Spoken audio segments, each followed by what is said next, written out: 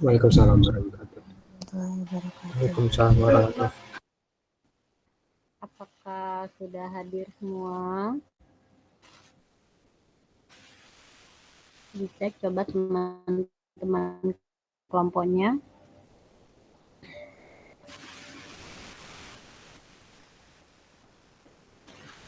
Kelompok 1 di kelas A, kelas B, kelas C.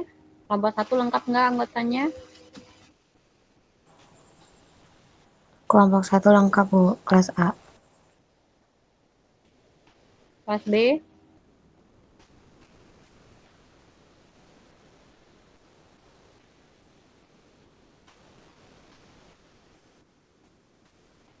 Atau saya tanya ketua kelasnya aja ya, yang belum bergabung siapa?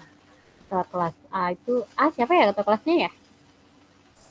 Nada Nabila Wiguna, Bu. Oke, Nada tolong dicek ya. Nada, Valeri, sama Rezi ya. Tolong dicek masing-masing anggota kelasnya. Nanti di WA aja ke saya. Yang nggak hadir siapa aja. Oke, ini untuk mempersingkat waktu, saya mulai aja ya. Jadi hari ini sebelumnya mohon maaf saya nggak bisa belajar offline gitu ya, karena memang seminggu ini ada pelatihan sampai sore. Terus PR dari pelatihannya juga cukup banyak. Jadi kali kalau misalkan pun mau bimbingan, kalian di sela-sela jam istirahat gitu ya. 1 atau 2 kelompok lah masih memungkinkan ya. Nah, terus kemarin kan beberapa kelompok sudah mulai nyebar kuesionernya, tapi masih ada yang belum juga. Kalau dari kelas A yang katakan C-nya belum saya approve, kelompok produk apa saja? Masih ada nggak kelas A yang saya belum approve?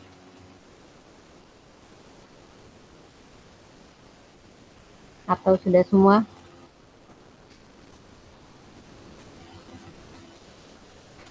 Kelas A udah semua? Saya approve? Saya lupa produknya ada apa aja. Mau saya tutup soalnya e-learningnya. Kalau belum bilang aja. Kelas B masih ada nggak yang belum saya approve? Katakan sih ya. Saya, Bu. Kelompok apa produknya aja yang disebut? Whole bread, Bu. Oke, sama?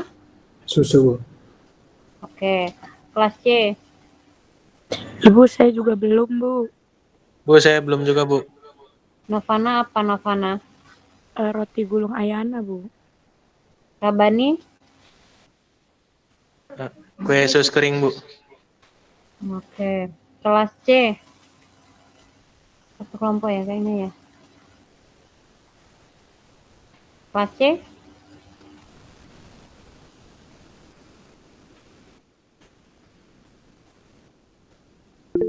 Kelas A? Kelas A Yudhistira belum ya? Kelas C? Belum, Bu. Keisha nggak ada, Keisha? Oke, Abigail baru tadi bimbingan.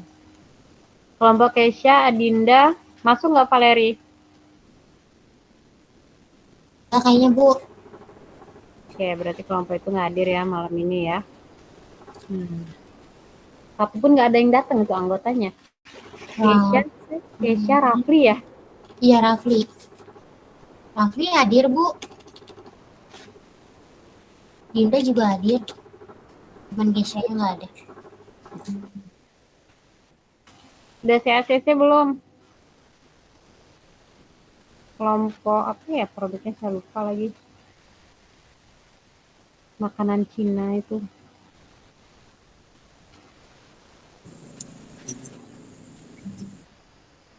Kelas C udah semua? Katakan C-nya. Belum, Bu. Belum, Bu.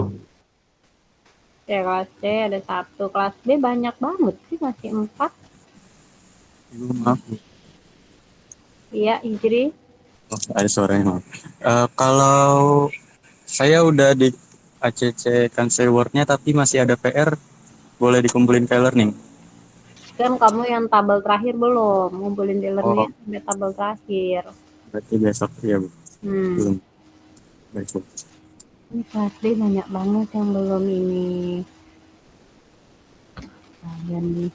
Kayaknya perlu saya tutup ya emang learningnya ya biar termotivasi ya. Kalau enggak saya lambat banget progresnya ini.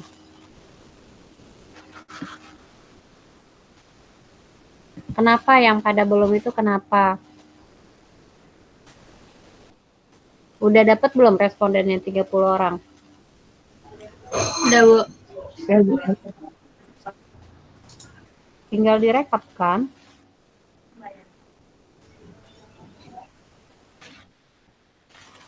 Yang lain? Kelompok saya dari kelas B udah dapat 30 responden, Bu. Udah direkap juga di Excel.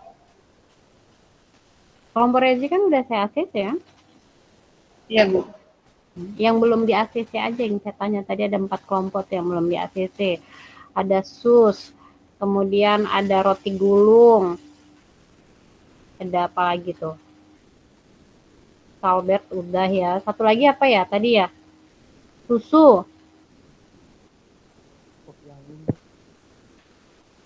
Itu respondennya belum dapat atau bagaimana? Belum lengkap respondennya atau bagaimana? Respondennya udah dapet. Kalau dari Mahasiswa. Apa?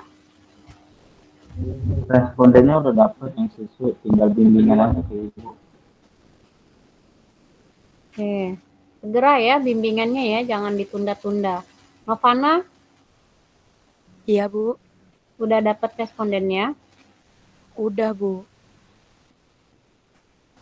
Terus apa lagi tadi? Rabani, Ya, Bu. udah dapat respondennya 30 orang. Udah, Bu. Oke. Segera bimbingan dan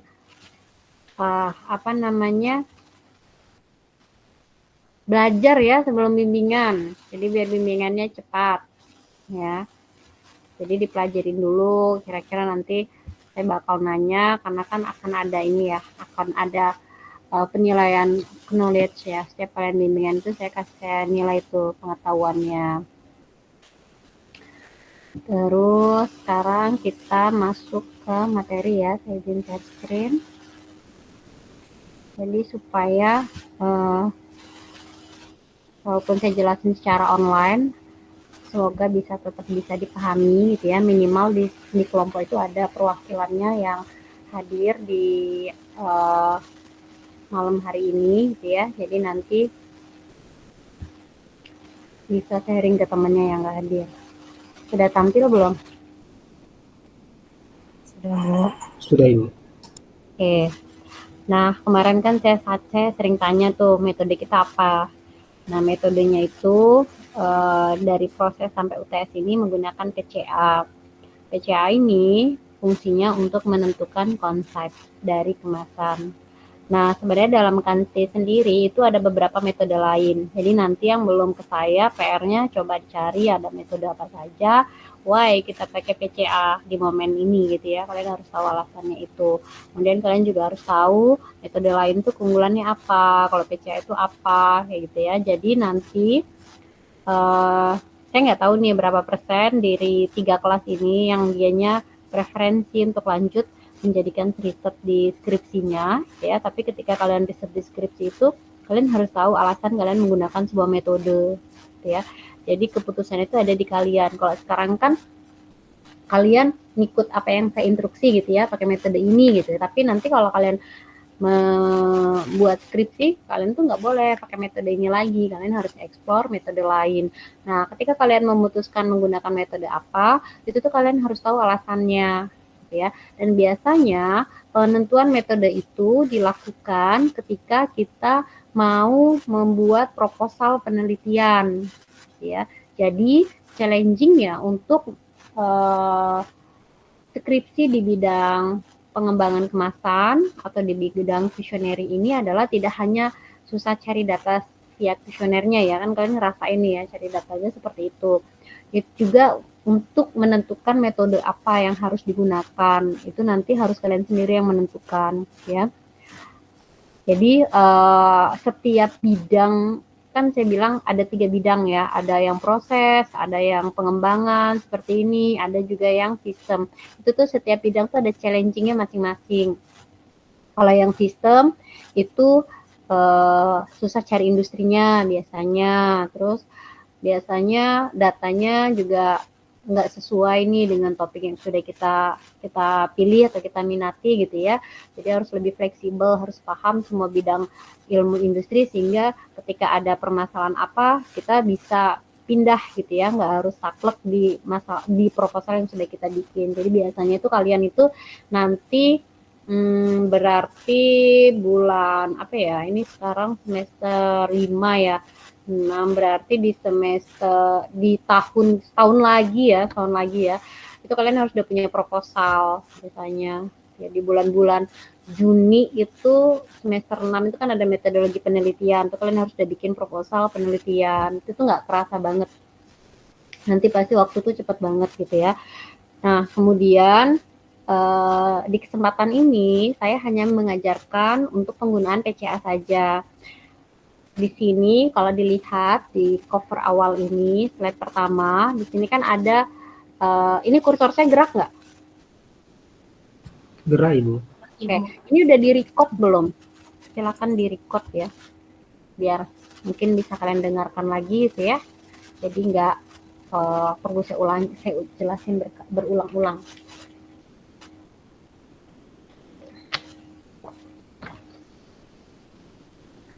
Udah di-record ini? Sudah Ibu.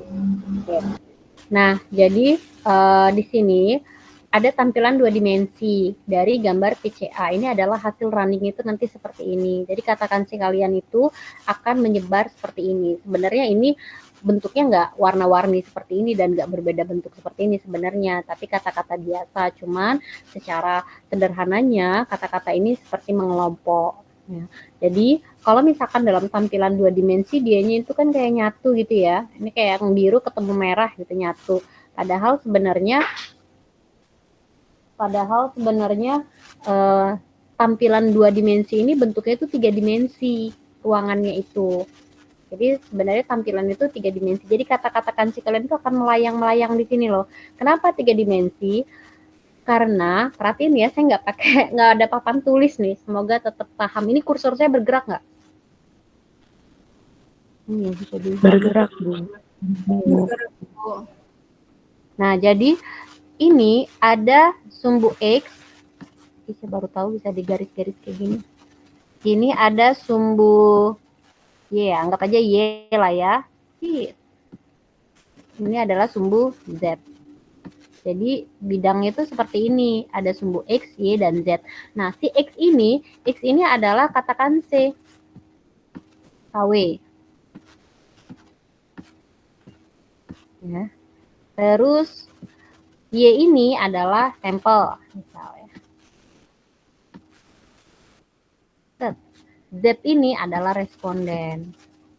Nah, kenapa seperti ini maknanya? Karena ya, satu sampel dinilai dengan satu katakan C dan satu responden. Ya. Jadi katakan C-nya itu misalkan hasilnya itu ini nih, hasilnya yang hijau yang ini, yang di bawah ini yang standar. Berarti dia si katakan C ini memiliki nilai di antara titik kuadran ini ketika tarik menarik antara X, Y, dan Z kayak gitu. Kenapa bisa berada di sini? Karena si katakan C-nya ini dinilai oleh 30 responden, tidak hanya satu orang doang gitu loh. Jadi 30 responden itu kalau di rata-rata hasil penilaiannya untuk katakan C ini terhadap sampel A misalkan itu nanti hasil terakhirnya dia akan melayang di sini nih katakan C-nya. Gambarannya itu seperti itu. Begitu juga yang lain-lain, titik yang lainnya. Jadi kalau dilihat dari 3 dimensi sebenarnya gini dia ngebentuknya. Jadi si yang warna biru ini katakan C berkumpul lah di sini. Kemudian yang hijau ini berkumpul lah di sini gitu ya. Kemudian yang merah berkumpul lah di sini. Nah, ini yang namanya kelompok atau istilah dalam sistemnya itu adalah cluster. Ya. Cluster, lambat-lambat saya nulis di sini. Cluster gitu ya. Jadi dia adalah kelompok atau cluster. Nah, kelompok-kelompok inilah nanti yang disebut dengan konsep. Nah, kalian itu nggak tahu nanti konsep kalian itu dapat berapa kelompok. Apakah mana ininya ya kok jadi angka 5 konsep. Nah, takut banget saya ini karena nggak tahu. Nah, jadi kalian tuh nggak tahu konsepnya itu dapat berapa. Kayak di sini ini konsepnya dapat misalkan berapa pasang ya, ini anggapannya 2 pasang lah gitu ya, atau misalkan 3 pasang juga nggak terlalu bagus ini. Nah, jadi dia berkelompok seperti ini. Setiap kelompok nanti ya, setiap dari kalian itu tuh kita nggak tahu hasilnya itu berapa kelompok, berapa pasang konsep dapatnya. Tahun lalu tuh rekor paling banyaknya 6 pasang. 6 pasang itu berarti dia ada 12 faktor kata gitu ya. Saya minta untuk ngedesain 6 sih saat itu, 6 blender saya minta untuk desain. Jadi sesuai dengan jumlah konsepnya. Nah, kemudian kenapa sih harus PCA ya? Karena PCA ini merupakan sebuah alat pengukuran dimensi yang dapat digunakan untuk mengurangi sejumlah besar variabel ke set kecil. Jadi kita itu punya variabel yang jumlahnya besar. Variabel itu apa? Ini loh kata-kata kata-kata misalkan ya, kayak misalkan kalian dapatnya katakan C-nya 40 ya. Katakan C-nya 40. Kemudian sampelnya ada 50. Berarti kan ini udah berapa nih? 20. 5 kali 4 berapa? 20 ya? Benar nggak? Iya, Bu. Nah, respondennya 30. Berarti data kalian itu adalah 60.000 ya? Benar nggak? Nah, 60.000. Karena 40 kali 50 kali 30. Kalian punya data 60.000. Nah, itu yang disebut variabelnya besar. Kalau kalian olah sendiri 60.000 data itu bisa sampai lebaran monyet baru selesai, itu ya lama. Nah, dari variabel yang besar itu kita ubah menjadi set data yang kecil.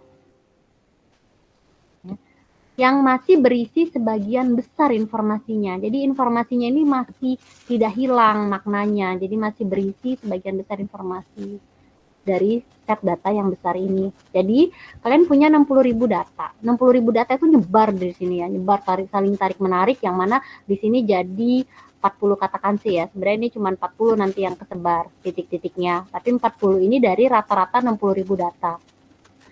Nah, itu 40 kata ini kan punya makna 40 gitu. Karena kan kata-katanya beda-beda ya. Kata kansinya itu ada misalkan praktis, ada menarik. Nah, itu kan maknanya beda-beda. Terus kita bingung, ini mau pakai yang mana sih konsep yang akan dibentuk gitu ya. Nah, dengan PCA ini dia bisa mengeliminasi 60.000 data yang diwujudkan dalam 40 titik-titik gitu ya. Itu menjadi data yang lebih kecil tanpa mengurangi maknanya. Keuntungannya, dia bisa menemukan pola ya dalam data dan mengkompres. Mengkompres itu kan memperkecil tadi ya, dengan cara mereduksi dimensi tanpa kehilangan banyak informasi ya. Jadi dimensinya ini yang tadinya sangat luas gitu ya, akhirnya jadi tinggal 3 gitu. Jadi berkuranglah dimensionalnya. Seperti itu gambarannya. Nah, semoga cukup jelas nih dengan pengertian dari PCA sendiri. Tapi, kalau kalian menulis dalam sebuah artikel, kalian harus sertakan citasinya. Pasti saya tanya kata siapa gitu ya. Nah, itu dibiasakan. Nah, PCA ini merupakan metode statistika. Jadi ini metode statistika, bukan artificial intelligence. Yang mana di sini merupakan metode statistika multivarian. Jadi banyak multi, variasinya itu banyak. Digunakan untuk mereduksi dimensi tadi ya, dengan kehilangan informasinya minim. Jadi informasinya itu masih kecil yang hilang. Maknanya masih sesuai dengan 40 kata tadi ya, atau 60.000 data. Nah, ini adalah tampilan Excel yang harus kalian input. Ya, di sini nanti kalian harus kelompokkan kata-kata kanji kalian di sini. Ya. Dan di sini adalah antonimnya. Kalau saya dulu ya, bentar, ini backnya mana ya? Bisa hilang lagi ya. Nah, kalau saya dulu itu masih belum pakai tidak gitu ya, masih kayak misalkan di sini bersih kotor gitu. Nah, tapi kemarin ketika saya riset bareng Prof. Anita, beliau merupakan salah satu pelopor kansi juga gitu ya. Itu ilmu barunya bahwa akan tidak fair misalkan gini nih, tradisional kata kansinya. Terus di sini antonimnya modern.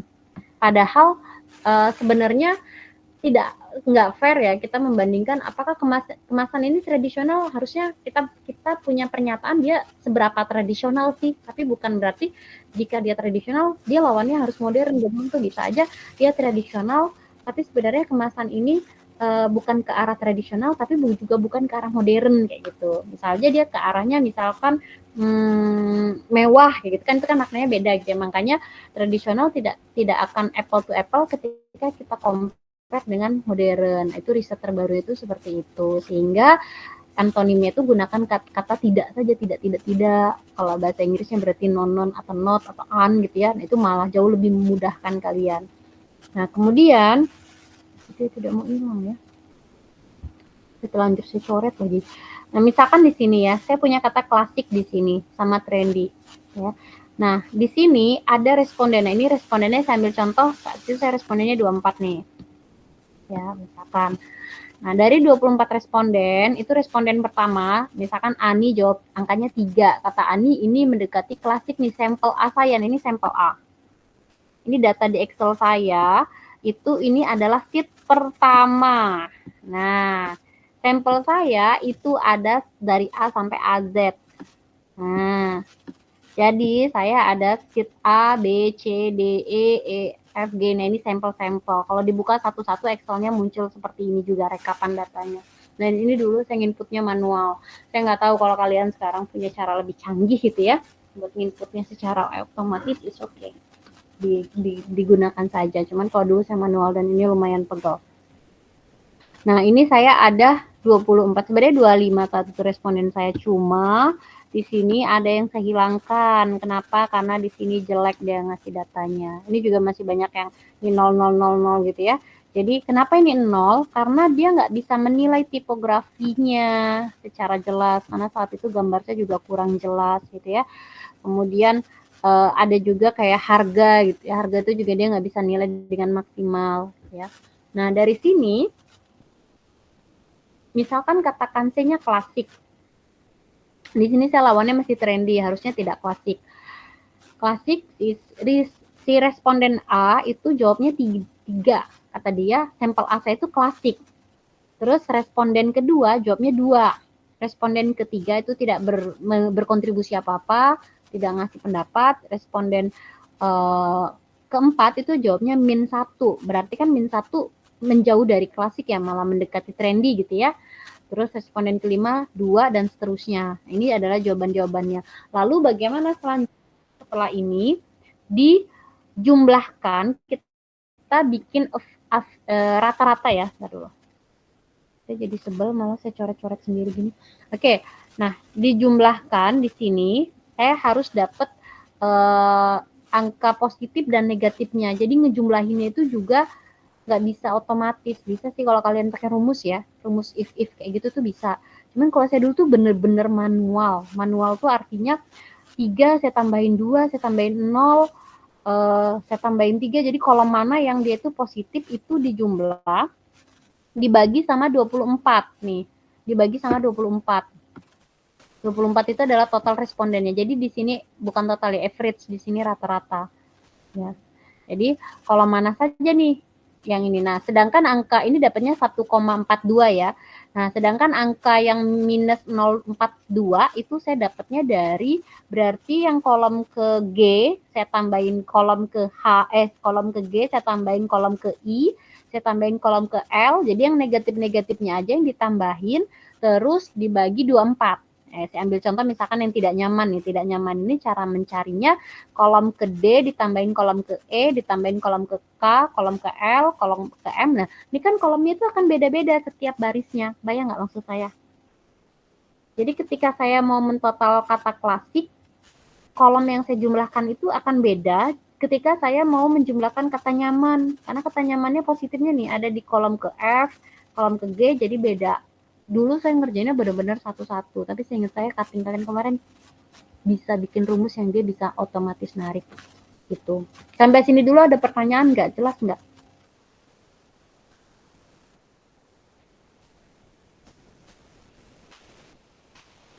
Jelas, Bu.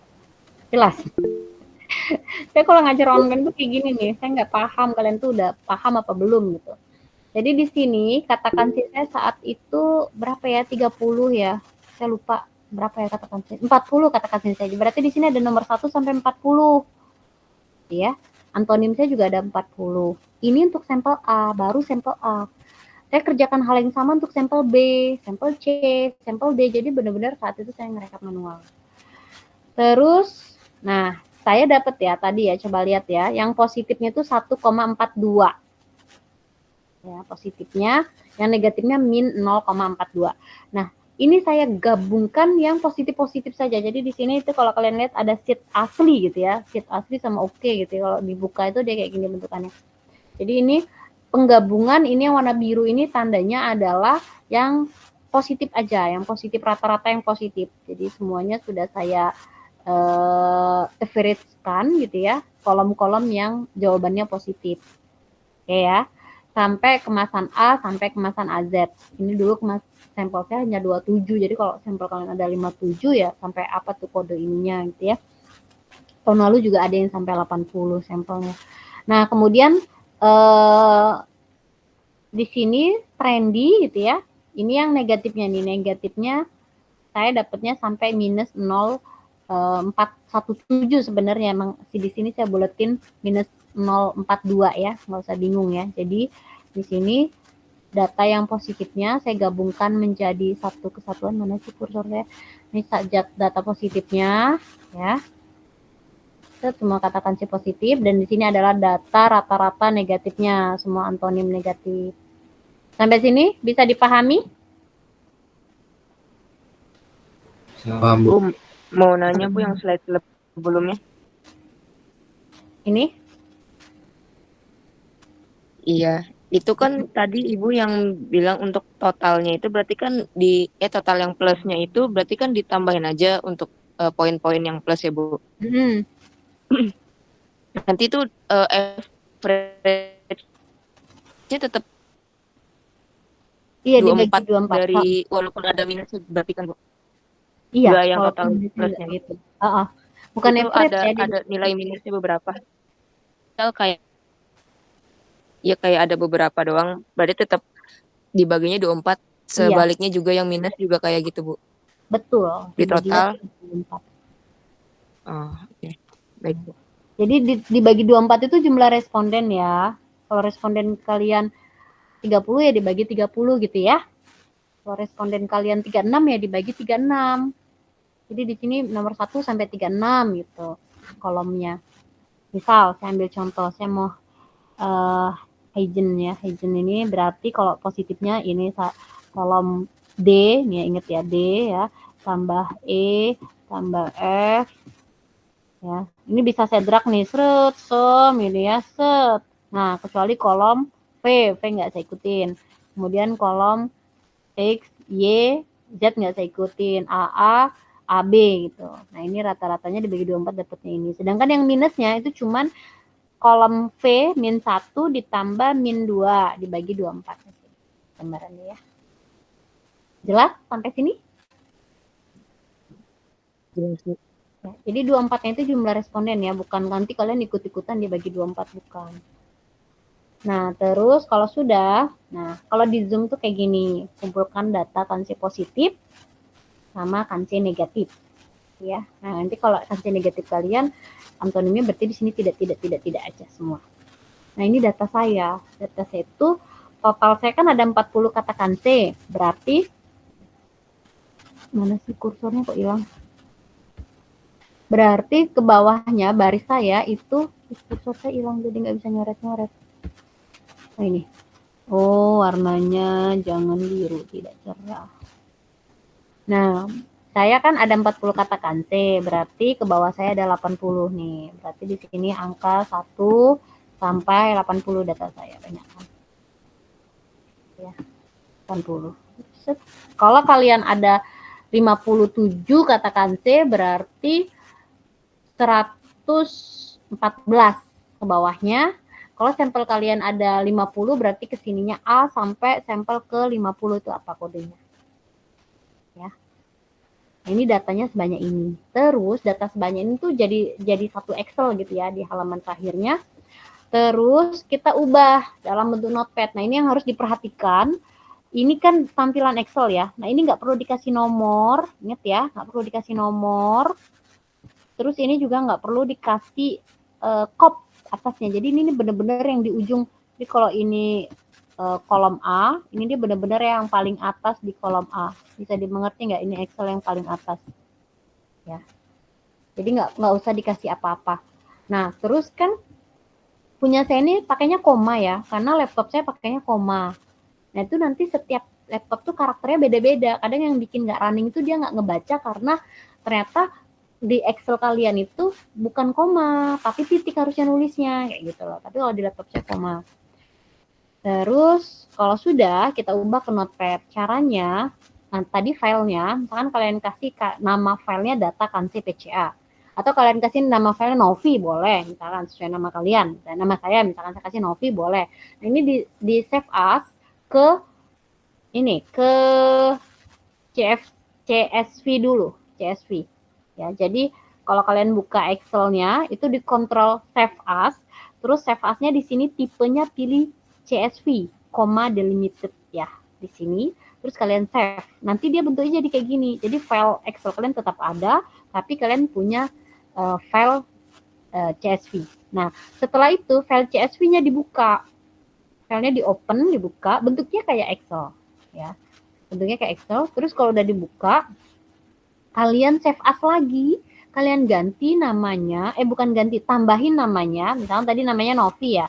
Ini kan tinggal save as aja gitu ya, tetap Novi. Nanti jadinya bentuknya kayak gini nih CSV tandanya, filenya jadi begitu. Terus kalau jadi notepad itu kalian tambahin .data nih ya, .data. Kalian tambahin kayak gini nama filenya. Jadi kayak novi.data. Ini ya tetap pilihan tipenya CSV terus disimpan. Nanti kalian akan dapat file gambar kayak gini nih.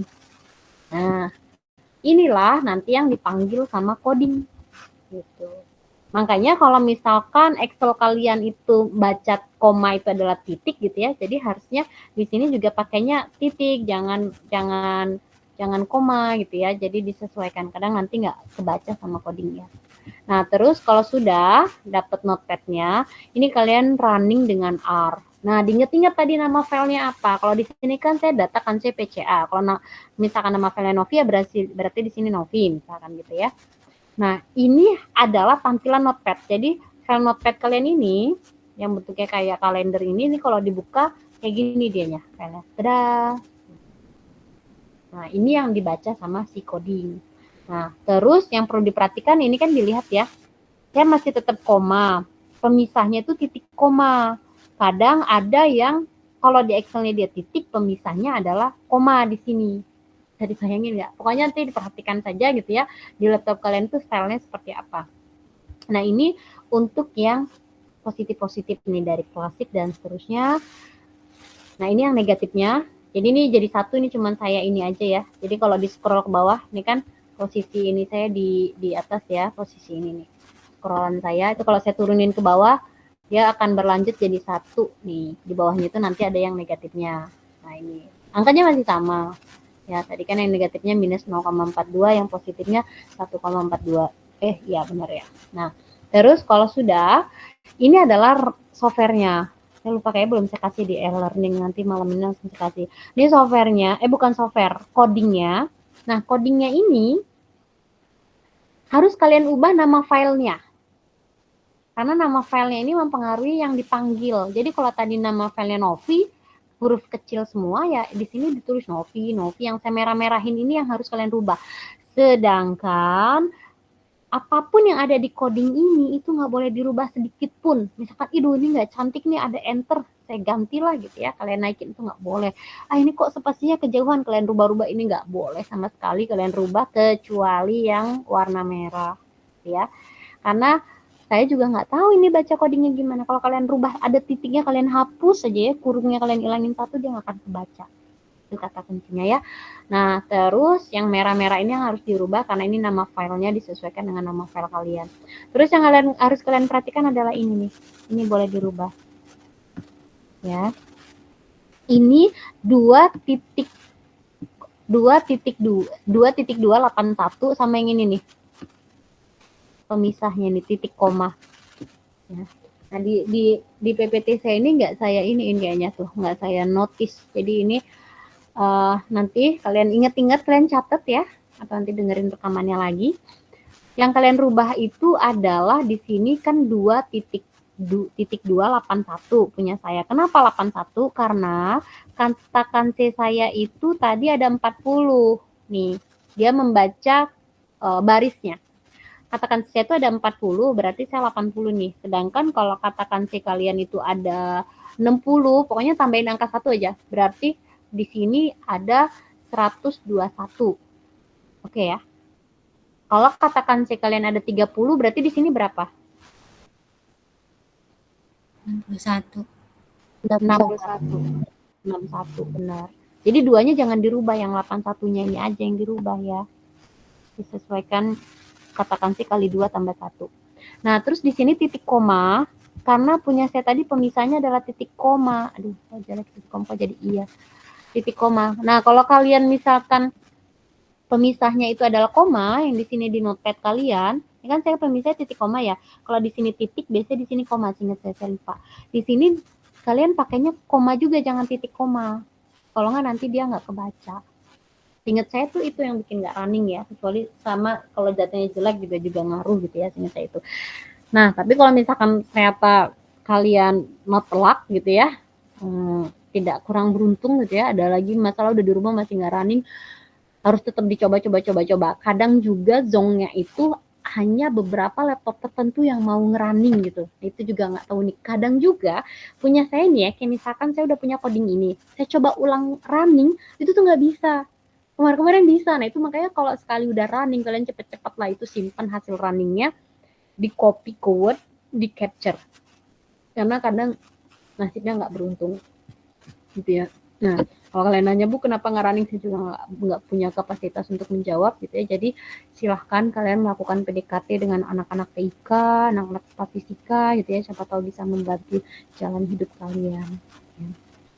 Nah, terus di laptop saya ini juga udah nggak ada software R. Di sini saya kasih gambaran aja software R-nya itu kalau dibuka itu tampilan awalnya kayak gini. Udah ada yang install belum? Dari 3 kelas ini. Belum ada ya? Nanti silahkan diinstal ya. Nah, itu tampilannya kayak gini. Nanti di sini kursornya kedip gitu ya. Nah, ini coding ini tadi kalau udah benar kalian copy. Nanti codingnya saya kasih dalam bentuk Word, jadi bisa kalian edit ya. Kalian copy terus kalian paste aja di kursor yang kedip-kedip ini. Dar, ya. Kalian paste, nanti dalam sekian detik dia akan langsung muncul seperti ini. Nah, kalau berhasil muncul seperti ini, benar. Ya, kadang nanti di sini kalau nggak muncul ya, jadi yang muncul itu ada grafik kayak gini. Ini namanya plot screen. Kemudian ini ada sebaran kata kansinya, dan di sini ada hasil untuk kita ngambil keputusan berapa konsep ini penting data-data ini. Ini harus segera kalian blok Ctrl A, kalian copy ke Word. Ini kalian perbesar sininya nanti, terus kalian screenshot. Ini nggak bisa di save as soalnya. Ini juga kalian screenshot. Jadi sistem itu ini nggak bisa kalian simpan. Jadi kalau kalian mau dapat hasil ini lagi ya kalian buka R, terus kalian copy paste di sini, baru dia, kalau kalian beruntung dia akan muncul seperti ini kalau hasil runningnya bagus ya. Nah, kadang kalau yang nggak berhasil running itu nanti ada informasi di sini, nih kursornya kadang kedip-kedip juga, ada errornya apa gitu, dia nggak bisa menemukan fungsi apa dan sebagainya. Kalau mahasiswa yang suka coding, dia seneng sih suruh ngerjain kayak gini, dia penasaran. Kemarin mahasiswa saya yang baru wisuda ada 9 anak ya, yang ngambil kanse, itu yang tadinya nggak bisa coding, nangis-nangis, sekarang udah pada jago-jago coding. Bahkan mereka belajar coding baru, bukan coding PCA gitu ya, jadi metode lain. karena mereka belajar otodidak pakai YouTube gitu, jadi tahu makna-makna coding. Jadi mereka tuh tahu bener-bener bikin satu-satu kayak gini loh, ini apa maknanya gitu. Kalau error mereka coba lagi codingnya, mereka nonton YouTube, nonton tutorial kayak gitu. Kalau mau ngambil bidang sih harus mau seperti itu gitu ya, harus rajin seperti itu.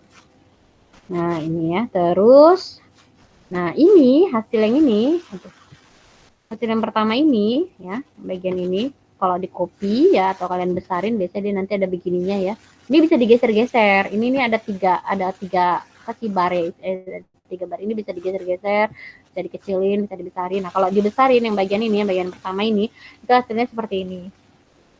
Sebentar ya.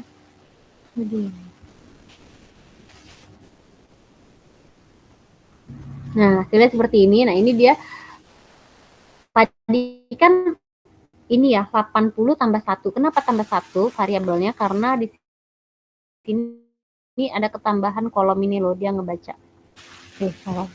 Salah baca ini sama ini kepake nih si variabelnya kan kepake V1 di sini sayanya.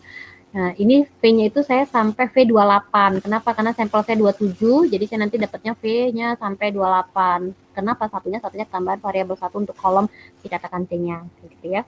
Nah, ini adalah data saya tadi nih. Ini data saya kan klasik saya nilainya 1,42 ya, ini data. Nah, nggak hanya data yang tampil di yang pertama ini ya, tapi juga nanti ada ini sampai ke bawah sampai 80 kata gitu ya. Tapi juga ada ini ya, ini sampai 28 ya. Oh, dia bergeser ini sampai 28. Karena sampel saya ada 27 jadi dia ketambahan 1, kata C saya juga ke bawahnya 80 tapi ketambahan 1 yang ini kan ya. Ini baris yang untuk variabelnya, ini variabel. Nah, terus cara ngebacanya. Ada namanya metode Kaiser. Ya, ada pakai plot script, ada pakai standar deviasi dan cumulative of proportion. Ini menurut siapa? Menurut Coghlan 2014. Ini masih bisa kalian citasi nih, the last year ya. Tahun terakhir ini bisa mencitasi Coghlan. Tapi ada juga sih versi Coghlan yang terbaru ya. Itu saya selalu pakai patokan ini di buku saya juga ini. Pertama metode Kaiser menurut Coghlan. Metode Kaiser itu dengan melihat nilai dari variasi yang di atas 1.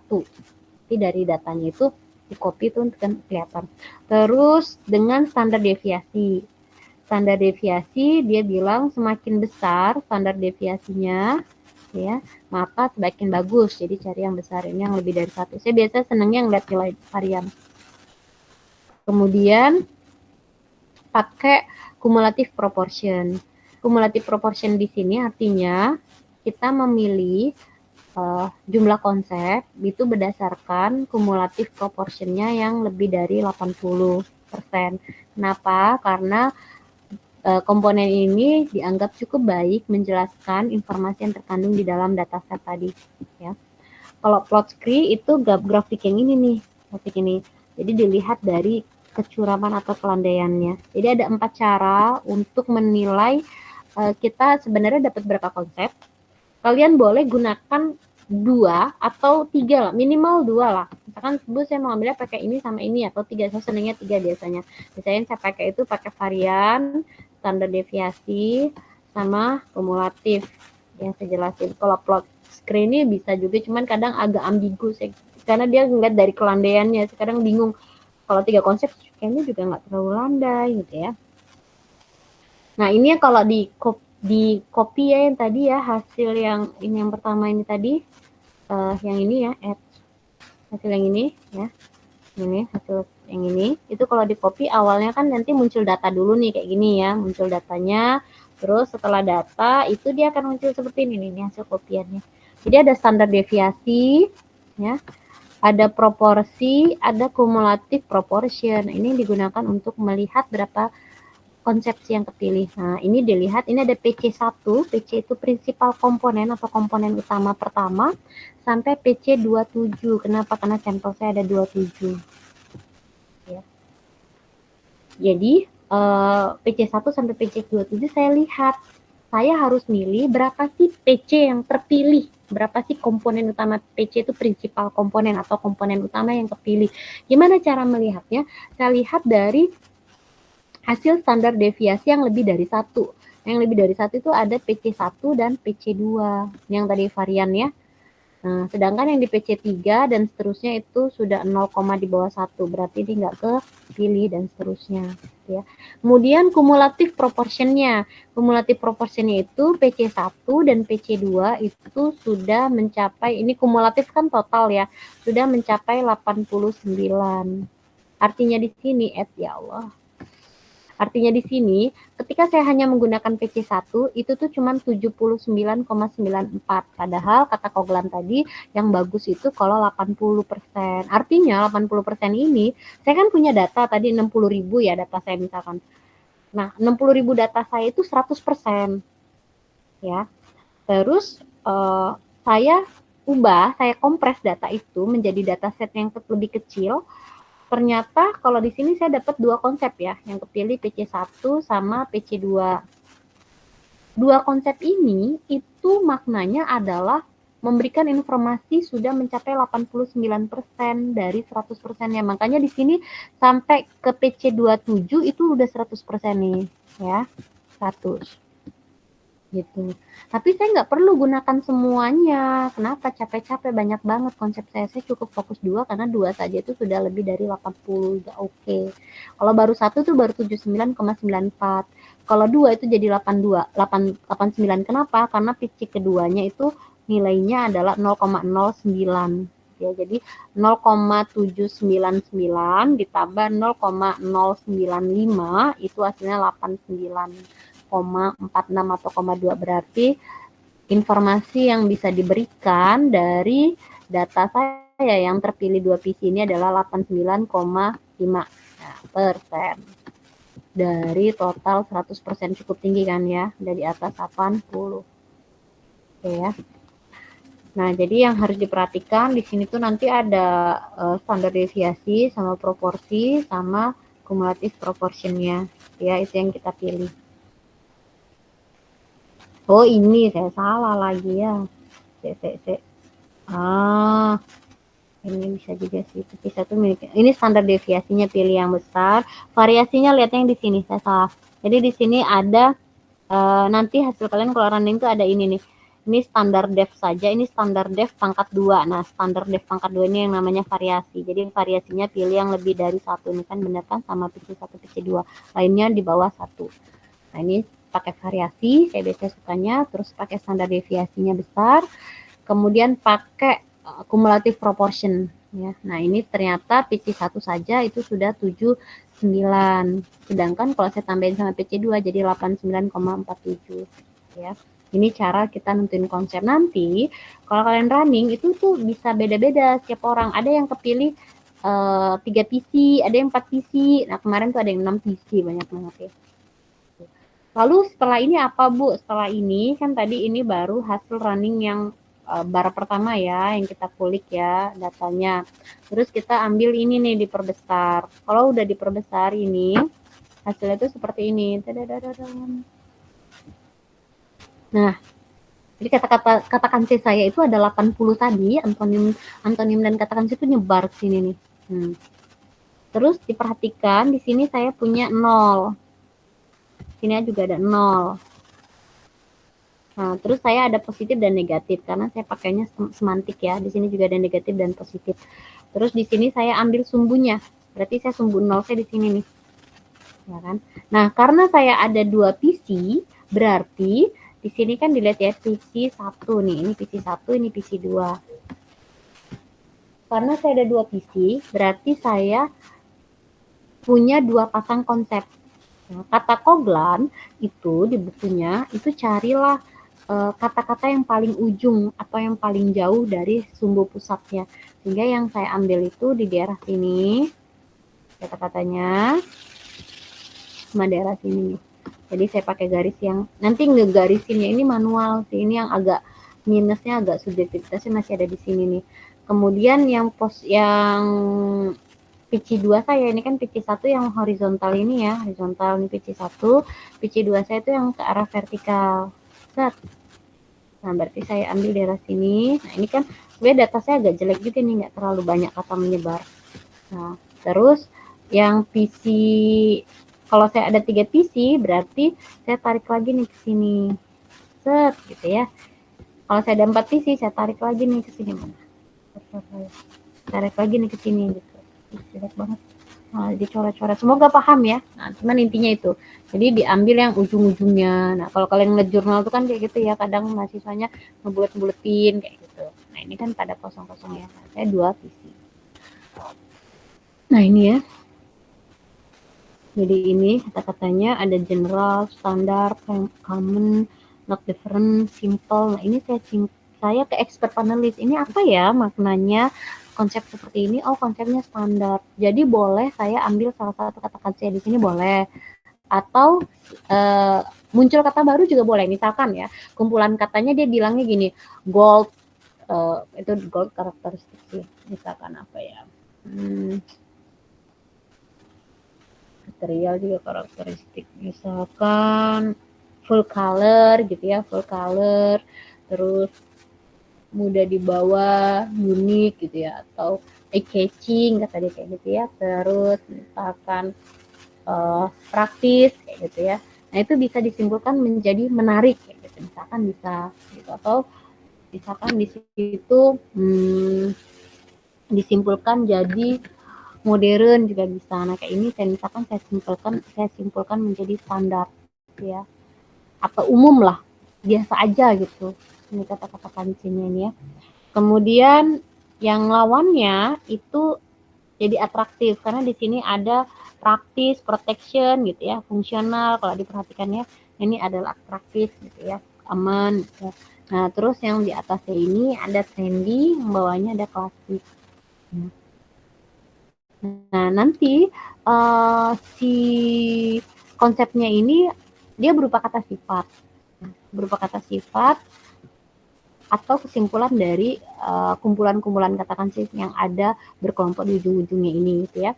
Nah, ini biasanya kalian harus menyimpulkannya bersama expert panelis. Tuh. Jadi nanti ada validasi dengan pakar tadi ya, dianggap expert tadi. Nggak bisa kalian nentuin sendiri gitu, jadi kayak nggak sah. Jadi harus ke expert dulu, saya juga ke expert panelis. Nah, ini saya dapat 2 pasang konsep karena saya ada 2 PC tadi. Tapi kalau misalkan kalian total kepilih 4 PC kan kalian nariknya yang kayak gini tadi ya. Set. Jadi ada berapa warna ini? Ada 1, 2, 3, 4. Ada 4. Berarti ada 4 pasang, kalau saya cuma 2. Nah, ini dapatnya standar atraktif, kesimpulan dari kata kancinya. Nah, kata kancinya, konsepnya yang bagus itu adalah jika, jadi konsep pertamanya yang ini ya, PC1 yang melintang, ya, PC1, ini kan PC1 ya.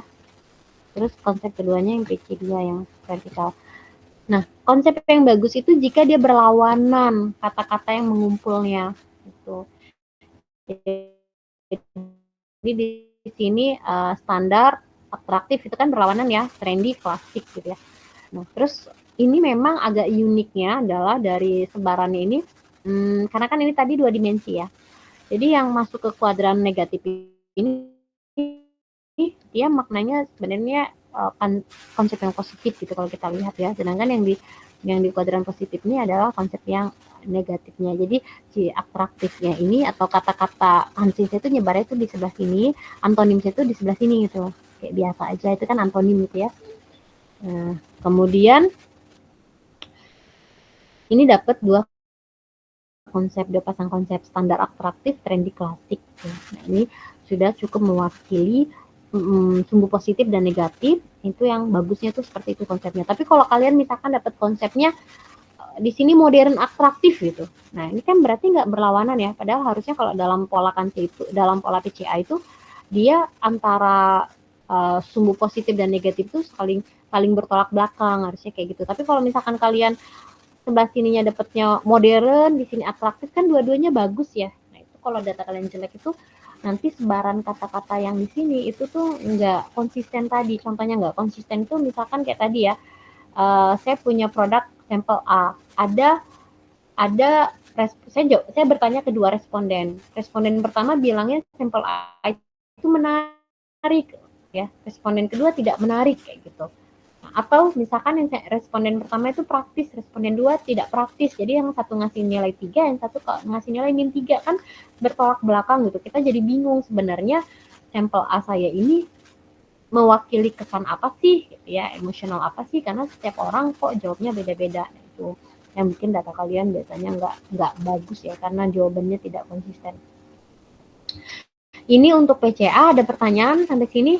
Ini ya, UTS-nya itu sampai sini saja gitu, sampai dapetin konsepnya. Nanti untuk milih konsepnya gimana Bu, itu nanti lanjut yang materi pakai ini, tapi ini nanti setelah UTS ya. Ini untuk nentuin elemen. Nanti dari hasil running pakai KTT1 ini itu ada nilai dari masing-masing konsepnya, sehingga ketahuan sebenarnya nilai yang besarnya punya R square-nya siapa sih gitu ya, konsep mana yang kepilih. Kurang lebih seperti itu. Ada pertanyaan? Silahkan yang ingin bertanya.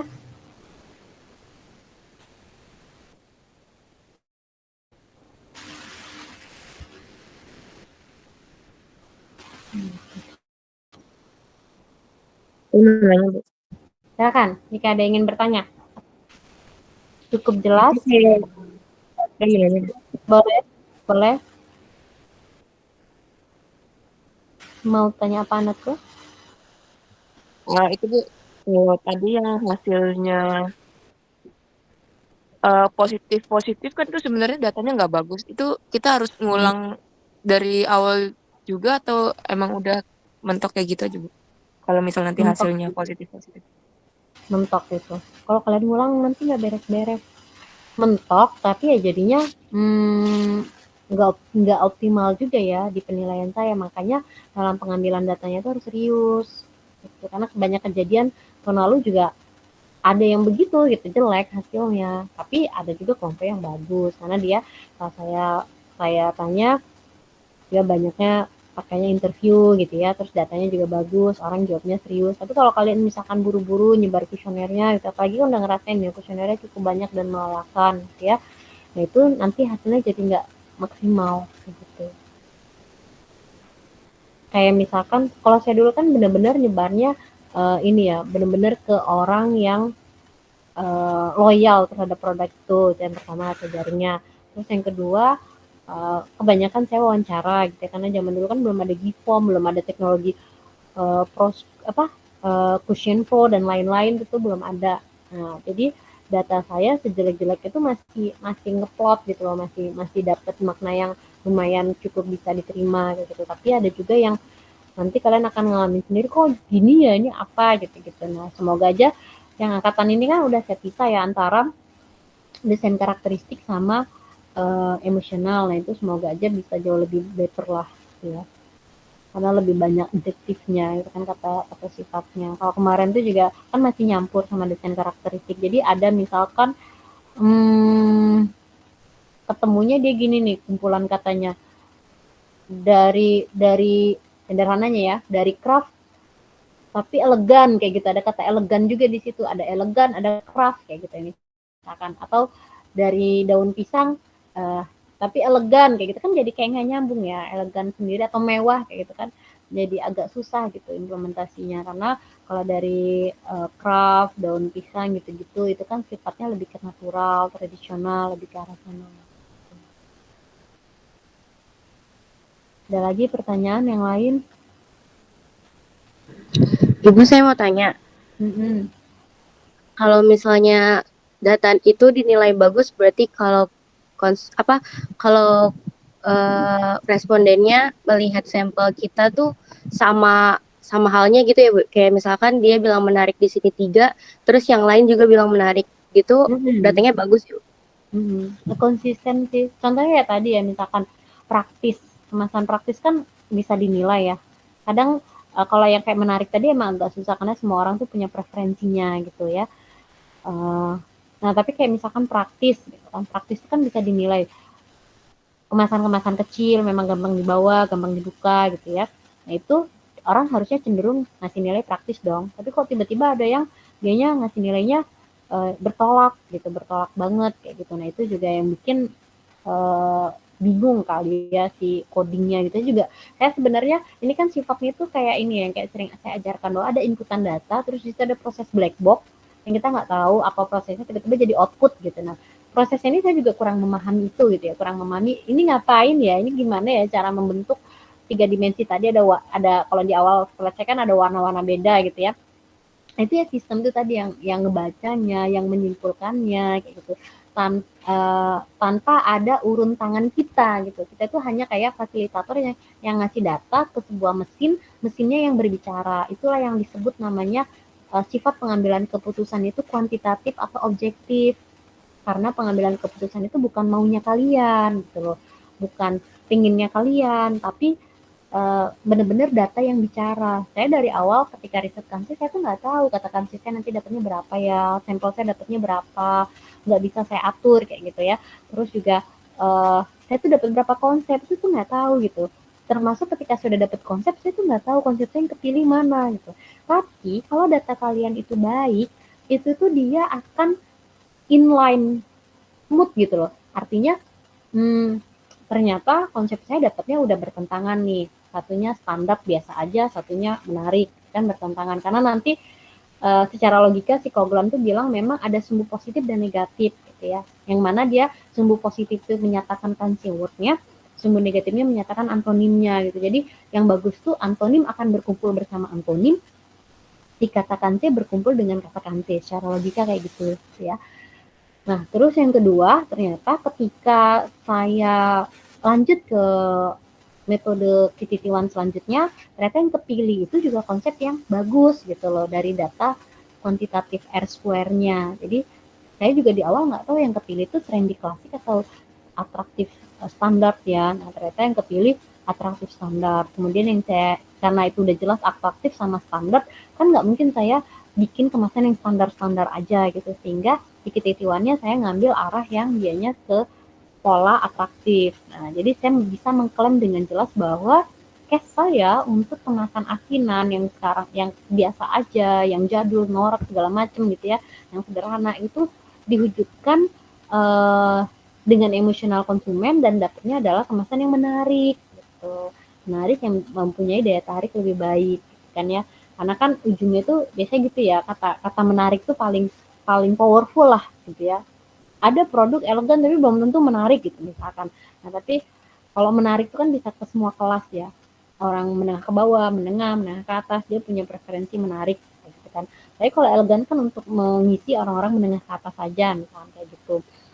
Nah, dari situ kalau data kalian itu valid, itu jauh lebih hasilnya itu jauh lebih akurat gitu. Jadi jauh lebih sesuai inline lah, sesuai gitu, nggak yang aneh-aneh.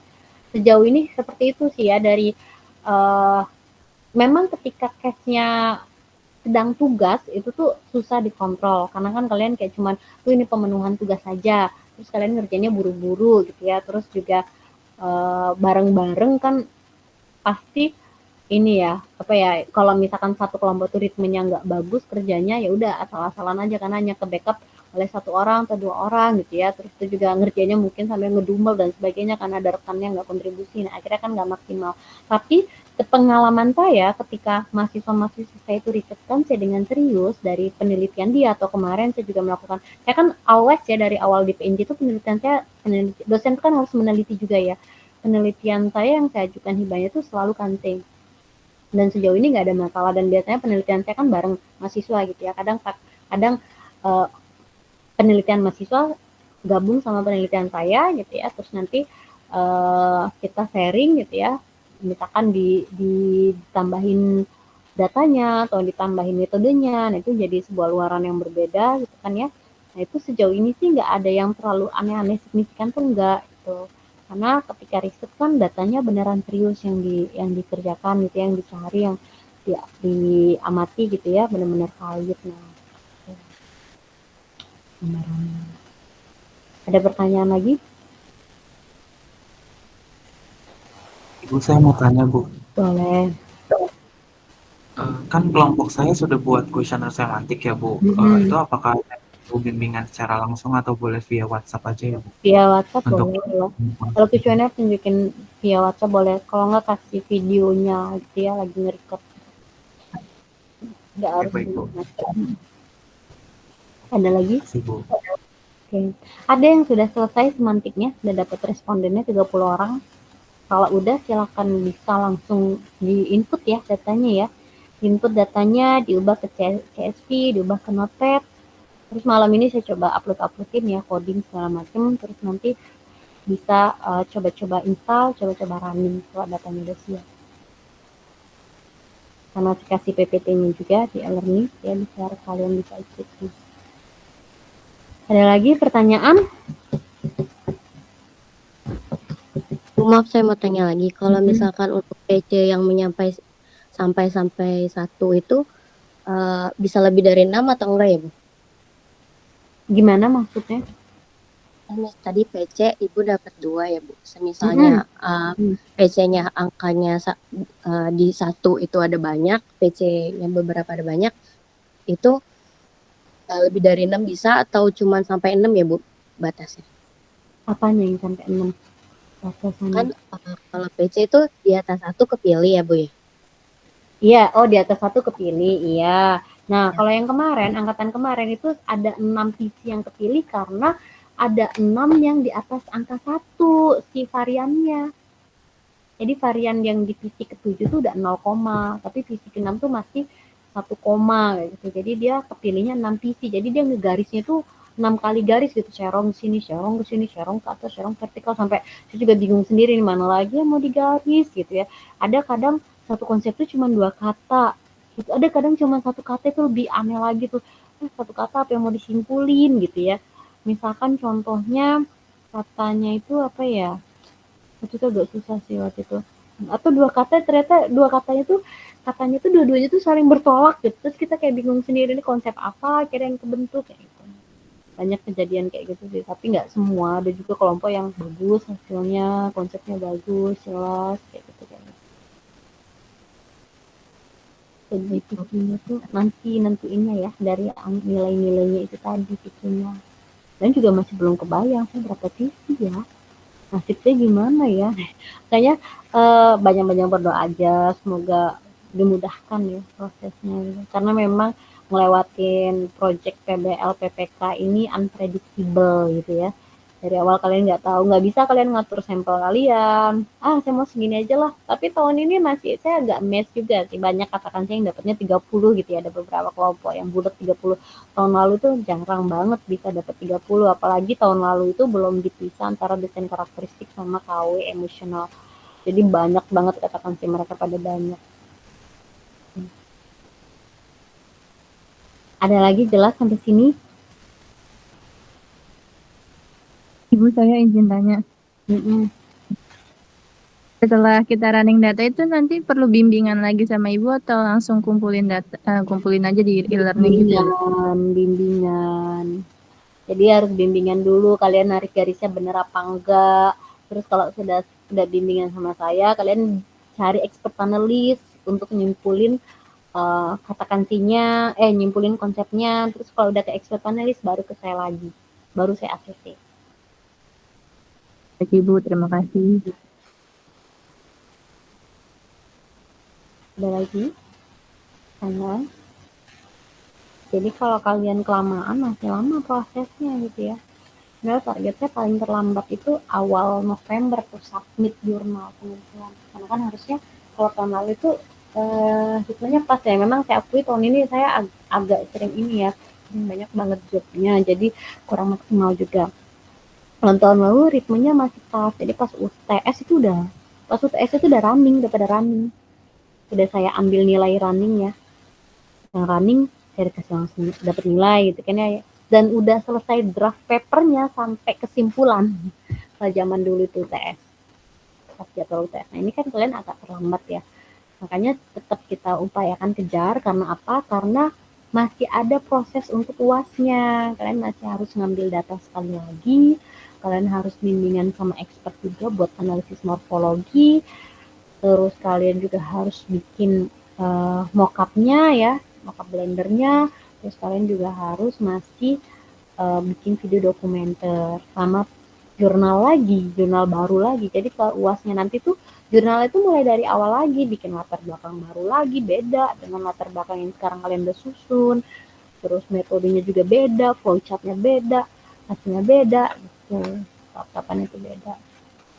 Jadi kita harus ini ya, agak lari. Ya semoga aja ini kan the last event acara saya wisuda udah selesai. Jadi semoga bisa lebih optimal dan intens ya kita bimbingannya. Jadi kalian bisa lari juga ya ngajarnya ketinggalannya. Karena sebelum Natal tuh udah UAS ya, belum Natal. Jadi kita masih punya waktu sebulan setengah lah kira-kira. Itu gambarannya itu. Ada pertanyaan lagi? Silakan. Ibu. Itu yang tadi yang Prof Anita itu yang terbaru tahun 2000 berapa? Itu namanya nggak sebenarnya nggak ada. Apanya? Yang katakan sayanya berlawanan yang pakai tidak non. Oh itu tuh dia nggak nyebut sih risetnya paper yang mana. Cuma memang kan saya sering Google Meet sama beliau ya bimbingan. Nah itu yang beliau sampaikan tuh seperti itu. Ada risetnya, cuman dia nggak ada hak paten Bu. Bukan hak paten ya, papernya ada, jurnalnya ada. Cuman saya nggak notice yang mana itu jurnal beliau. Soalnya beliau itu jurnalnya ratusan. Saya dikasih link jurnalnya itu, jurnal itu ada ratusan, banyak banget karya beliau itu. Cuman karena beliau kan dianggapnya expert analis ya. Jadi expert analis itu ketika expert analis bicara itu nggak perlu citasi, nggak apa-apa. Udah nggak maksud saya. Jadi makanya gini, makanya ada namanya responden expert.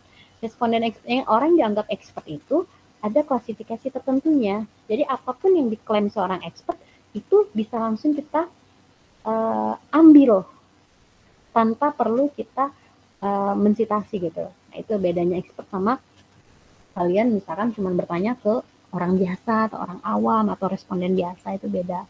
Makanya expert sendiri itu nggak harus banyak. Mungkin kalau baca buku saya, ada tuh di buku saya berapa jumlah minimal expert gitu ya. Itu boleh gitu. Nggak harus banyak expertnya. Karena orang yang dianggap expert itu bukan orang sembarangan. Gitu. Ada lagi pertanyaan?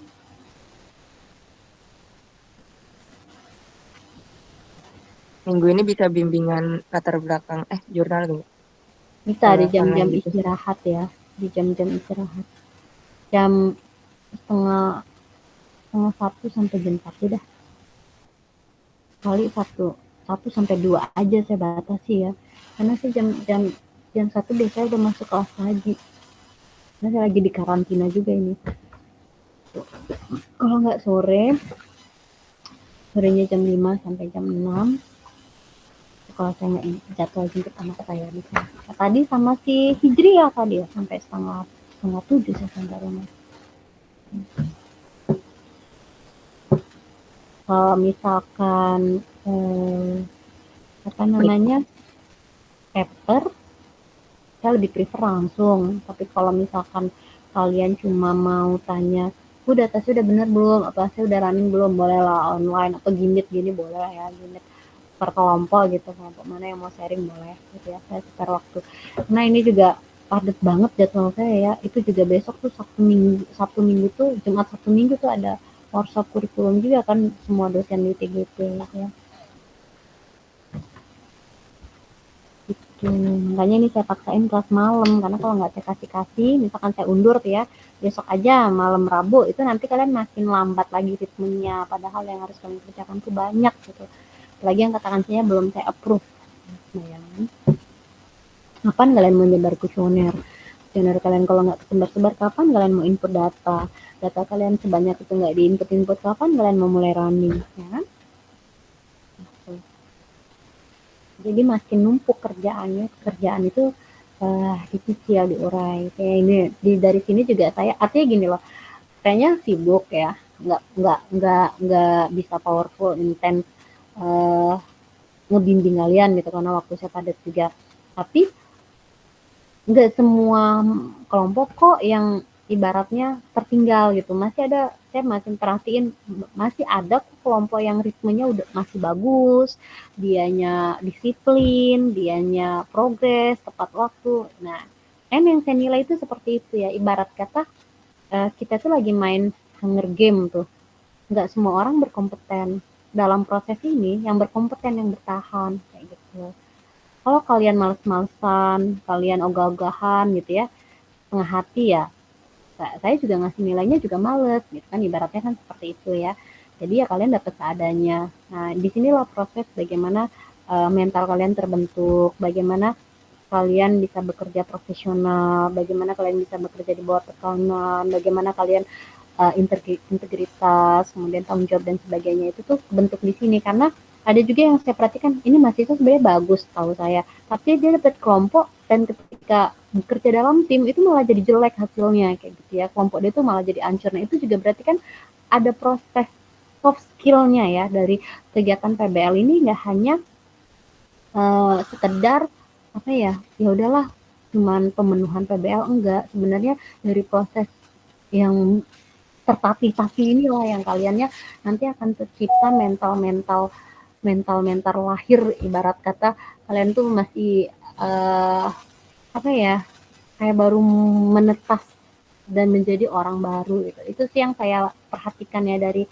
kemarin. Kan memang yang challenging saya agak mulai berat itu pas di angkatan cutting kalian yang ini nih, yang lagi pada magang, karena yang sebelumnya lagi tuh saya cuma nuntutnya 1 jurnal aja, dan 1 jurnal juga nggak terlalu disubmit gitu ya. Sebelumnya lagi malah cuma laporan kayak gitu. Nah, kemudian ketika yang angkatan yang sekarang lagi magang tuh angkatan 2021 ya, berarti saya challenge aja, ternyata mereka berhasil bisa bikin 2 jurnal. Dan ini nih sebenarnya yang saya tuh udah nolak 5 jurnal yang bisa terbit sebenarnya, karena ya itu tadi ya, anaknya udah pada sekarang udah semester 6 kayak gitu kan ya, udah semester 7 di malahan. Itu jurnalnya baru dapat feedback tuh baru sekarang dapat feedback, bayangin. Biasanya saya kembaliin lagi ke mahasiswanya, ini kamu mau lanjut apa enggak gitu ya. Artinya ketika dia mau lanjut, mau serius ngerjain revisi, karena kan jurnal tuh nggak mungkin ada yang kita submit tanpa revisi, tuh nggak ada. Saya ngebimbing anak saya yang skripsi aja, itu udah wisuda, itu saya baru dapat feedback kemarin tanggal 9 Oktober, itu revisian di jurnal Sinta 2, dan itu revisinya cukup banyak banget, padahal menurut saya dia tuh nulisnya udah bagus karena sudah saya approve kan, udah saya koreksi bener-bener gitu ya, bimbingannya intens juga, setiap weekend bimbingan. Saya tuh setiap Sabtu Minggu tuh dari zaman dulu tuh selalu ngebimbing mahasiswa, biasanya kita kemana gitu, kumpul di mana kayak gitu. Dan ternyata di review sama reviewer tuh masih ada cacatnya gitu. Artinya memang nggak gampang menulis sebuah artikel. Nah, ketika artikelnya itu sampai publish, itu tuh sebuah kebanggaan tersendiri buat kalian, itu nilai perjuangan buat kalian sendiri, dan itu jadi portofolio kalian gitu ya di apa ya, baik di dunia kerja atau misalkan kalian mau lanjut studi dan sebagainya. Karena walaupun misalkan apa sih gunanya saya publish jurnal, kayaknya nggak kepake buat saya nggak kayak gitu. Di dunia kerja itu yang dinilai itu adalah apa yang sudah kalian hasilkan, karya apa gitu. Pasti seorang HRD itu misalkan ada A dan B gitu ya, si A itu nggak ada hasil apa-apa, kayak cuma desain kemasan aja gitu ya, dari tugas komgraf kalian misalkan. Tapi si B ini dia punya portofolio desain kemasan, dia punya publish jurnal, dia pasti kan si HRD juga menilai si B jauh lebih berkompeten dengan jam kerja dengan jam kuliah yang padat, dengan aktivitas yang padat, tapi IPK dia masih oke, dan dia juga aktif organisasi. Nah, pasti kan orang tuh melihat value-nya tuh di situ ya. Termasuk proses ini juga ada yang tereliminasi, ada yang dianya bisa struggle melewatinya gitu. Nah, pengalaman cutting kalian kemarin setelah melewati proses PPK, yaitu dia terbentuk menjadi, kalau saya lihat ya, dia terbentuk menjadi orang yang baru, orang yang lebih tangguh, orang yang lebih kuat, orang yang lebih satset ya kerjanya kayak gitu. Itu yang membuat saya salut juga sih. Artinya ketika mereka pada akhirnya sekarang udah pada magang, mereka udah terbiasa dengan pekerjaan seperti itu. Karena nanti kalian di dunia kerja itu nggak bisa mini-mini lagi atau males-malesan lagi atau ogah-ogahan, nggak bisa. Kalau kalian tetap mempertahankan karakter seperti itu ya, kalian hanya akan jadi orang yang tereliminasi gitu. Jadi saran saya tetap semangat. Apapun tugas yang harus dihadapi di semester ini, saya yakin berat, tapi pasti kalian bisa melaluinya ya. Pikir pelan-pelan, karena masih punya waktu. Kalau kalian masih punya waktu buat rebahan, stalking atau apa, berarti sebenarnya kalian masih punya waktu gitu loh. Tinggal bagaimana kalian bagi waktunya. Artinya saya bilang semua orang tuh sama, punya waktu sama 24 jam, makannya sama-sama nasi, tapi ada orang yang dianya lebih produktif, sama ada orang yang dianya males-malesan. Itu apa yang kalian tuai hari ini, itu tuh nanti akan kalian apa sih ibaratnya, yang kalian tabur hari ini akan yang kalian tuai di esok hari ketika kalian sudah jadi lulusan sarjana PICK. Saya jadi petuah ya Allah. Dek nih malam-malam. Ada lagi pertanyaan? Silakan. Sebelum kita tutup kelas ini. Jangan-jangan kalian udah tidur semua ini, nggak ada yang open kamera, nggak ada suara. Kesel saya, makanya kalau ngajar online itu paling anti saya ngajar online. Selagi tubuh saya sehat dan mampu ke kampus, pasti Bu Novi minta offline. Ngajar online tuh lihat enggak, saya nggak bisa lihat wajah kalian, saya nggak bisa lihat senyum kalian, ya kan, wajah bingung kalian, nggak seru. Ada pertanyaan, silakan. Nggak ada? Nggak ada, kita Jelas, Bu. Oke, aman ya. Jelas Aman, ya. Bang. Ya. Kayaknya pada meratap kayaknya ini. Biasanya kalau lagi jelasin PCA itu pada kaget-kaget di kelas. Datanya sebanyak itu. Gitu ya. Sekarang saya nggak bisa lihat ekspresi kalian, ya udah. Oke, kita tutup ya kelas hari ini. Semoga kalian sehat selalu semuanya, tetap semangat. Semoga kalian bisa belajar dari proses ini gitu ya. Itu yang paling penting sih menurut saya. Belajar dari proses menjadi insan yang jauh lebih baik lah. Pokoknya kalian yakin aja deh, setiap apa yang kalian lewatin, apa yang sudah kalian kerjakan, itu tuh ada maknanya buat hidup kalian gitu. Oke, kita tutup kelas malam, kelas spiritual ya jadinya ya. Kita tutup kelas malam hari ini.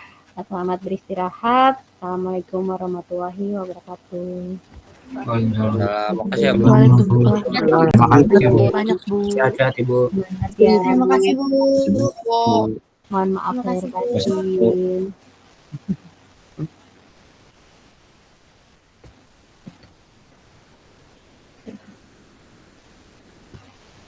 Saya pada pengen aja foto, tapi pada Assalamualaikum.